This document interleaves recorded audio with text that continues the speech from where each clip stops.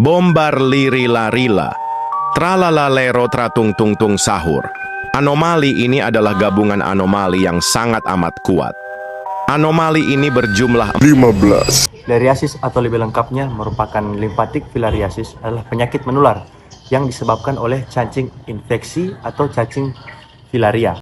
Cacing ini hidup di sistem limfatik di tubuh manusia yang menyebabkan kerusakan permanen seperti pembengkakan yang parah pada kaki, lengan, ataupun bisa dalam organ kelamin yang disebut elephantiasis. Penyakit ini berdampak besar pada kualitas hidup penderitanya. Ada 3 spesies utama yang menjadi penyebab filariasis limfatik, yakni Wucheria bancrofti, Brugia malai, dan Brugia timori. Masing-masing spesies ini memiliki pola penyebaran vektor nyamuk dan karakteristik infeksi yang sedikit berbeda. Namun, semuanya menyerang sistem limfatik pada manusia. Selanjutnya, Wucheria bancrofti. Wucheria bancrofti ini bertanggung jawab atas sekitar 90% kasus filariasis yang ada di seluruh dunia. Cacing ini menyebar terutama di daerah tropis dan subtropis, menyebabkan pembengkakan ekstrim di daerah kaki dan juga alat kelamin.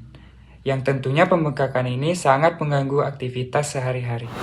Berikut merupakan Brugia malai dan juga Brugia timori. Brugia malai itu tersebar pada wilayah Asia seperti Indonesia, Malaysia, dan juga Filipina. Sedangkan untuk Brugia timori itu tersebar sebatas pada wilayah timur. Nah, kedua spesies ini memiliki gejala yang mirip dengan infeksi Wucheria bancrofti. Namun terdapat perbedaan, yaitu di mana letak penyebarannya itu jauh lebih sempit. Penularan filariasis ini dilakukan oleh beberapa jenis nyamuk seperti Culex, Anopheles, Aedes, dan Mansonia, yang dimana nyamuk ini menjadi vektor setelah menghisap darah orang yang terinfeksi, lalu menularkan larva filaria saat menggigit orang lain. Nah, kalau misalnya nyamuk Culex sendiri, itu dia banyak dominannya di perkotaan yang memiliki kualitas air yang kotor. Sementara yang nyamuk Anopheles, dia dominan di daerah yang belum terpapar polusi, contohnya di daerah pedesaan. Nah, karena lingkungan tersebut dia mendukung untuk perkembangbiakan nyamuk Anopheles. Nah, kedua nyamuk ini merupakan nyamuk yang bisa dibilang berkeliaran di malam hari, sehingga menjadi salah satu penyebab penyebaran penyakit filariasis yang disebabkan oleh cacing filaria yang kebetulan dibawa oleh kedua nyamuk. Nah, nyamuk Aedes sendiri itu biasanya kita temukan di daerah seperti yang subtropik seperti itu, dan dia juga itu merupakan salah satu vektor yang membawa demam berdarah. Nah, kemudian ada nyamuk Mansonia. Nah, nyamuk Mansonia sendiri biasanya ditemukan di daerah rawa-rawa seperti itu yang kebanyakan berair seperti itu. Nah, misalnya kayak kita temukan di tanaman eceng gondok dan lain sebagainya. Nah, kedua nyamuk ini merupakan vektor yang membawa filariasis. Jadi pada infeksi yang disebabkan oleh Wucheria bancrofti dan juga Brugia timori, manusia ini berperan sebagai satu-satunya reservoir alami. Sebaliknya, pada kasus Brugia malai, selain manusia, terdapat juga reservoir tambahan berupa hewan seperti kucing dan kera. Keberadaan hewan ini sebagai reservoir dapat memperumit upaya pengendalian dan eliminasi penyakit filariasis karena memungkinkan terjadinya siklus penularan di luar populasi manusia. Distribusi geografis filariasis. Filariasis tersebar luas di daerah tropis dan subtropis di seluruh dunia, termasuk di Asia itu sendiri, Afrika, Kepulauan Pasifik, serta sebagian wilayah Amerika Selatan dan Karibia. Penyakit ini terutama ditemukan di daerah dengan iklim panas, lembab, dan curah hujan yang tinggi, yang mendukung perkembangbiakan nyamuk sebagai vektor penularan. Di negara-negara yang berkembang, kondisi lingkungan yang kurang higienis dan sistem sanitasi yang buruk semakin memperbesar risiko penularan filariasis. Upaya eliminasi filariasis masih menjadi tantangan besar di banyak daerah endemis. Selanjutnya ada faktor distribusi dari filariasis.